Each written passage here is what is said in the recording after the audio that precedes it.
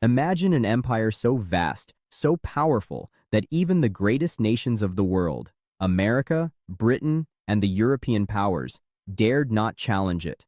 A caliphate that stretched across 3 continents. A Muslim empire that had ruled for 6 centuries, unshaken and supreme. And yet, this mighty empire, this colossal force of history, did not fall in battle.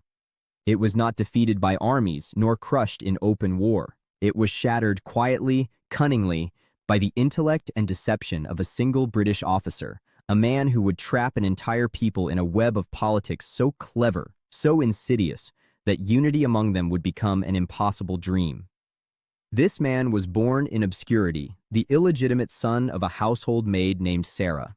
Yet the world would know him as Thomas Edward Lawrence, Lawrence of Arabia, a man of contradictions, an archaeologist, a warrior, a diplomat, a conspirator, friend and enemy, truth and myth, a secret agent, a spy wearing 1,000 masks. Our story begins 137 years ago in the home of Thomas Robert Lance, where Sarah, a maid, served.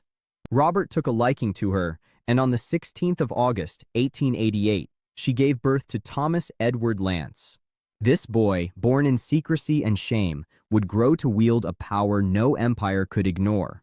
By the outbreak of World War I, the British faced a bitter reality. In April 1915, near the Tigris, their forces were humiliated by the Ottomans. The battlefield had proven that Muslims could not be easily defeated. Yet, the Ottoman Empire itself was weak, corrupted by poor leadership, internal divisions, greed, and ignorance. Weak in technology, weaker still in intelligence, the British realized the only way to triumph was not through force, but deception. If you cannot win by war, they decided, then win by pretending to be a friend. And so began a war fought not with guns, but with cunning, with minds, with politics. And for this, there was only one man fit for the task, Thomas Edward Lawrence. Why him? Because from his days at Oxford, he had been trained for this mission. Professor William Harvard Ramson had taught him the history, geography, and culture of the Arab world.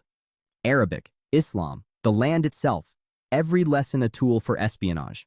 He was hardened physically and mentally, walking miles across deserts, enduring hunger and thirst for days, preparing for a mission that would change the course of history. By 1910, Lawrence was a full-fledged British operative. Sent to Syria under the guise of an archaeologist, he dug in the sand by day, collected secrets by night, mapping railway lines, tracking Ottoman troop movements, and building influence among Arab tribes. The Ottomans' weakness in intelligence became his greatest weapon. In Cairo, he met Arab prisoners and sensed the deep resentment in their hearts against the Turks. That spark, he turned into a fire. By 1914, the Ottoman Empire was already under attack. France in Algeria and Tunisia, Britain in Egypt, Italy and Libya, Austria, Hungary and Bosnia. Saudi Arabia and Syria remained under Ottoman rule. Lawrence's deception reached its peak when he declared, in a mosque in Basra, that he had embraced Islam. He presented himself as a devoted, sincere man, a friend of the Arabs, and through that guise, he incited them to rise against the Ottomans. On June 5, 1916, Sharif Hussein of Makkah revolted. Lawrence promised support, weapons, and freedom, while in Europe, Britain, France, and Russia secretly carved up Ottoman lands under the Sykes-Picot Agreement.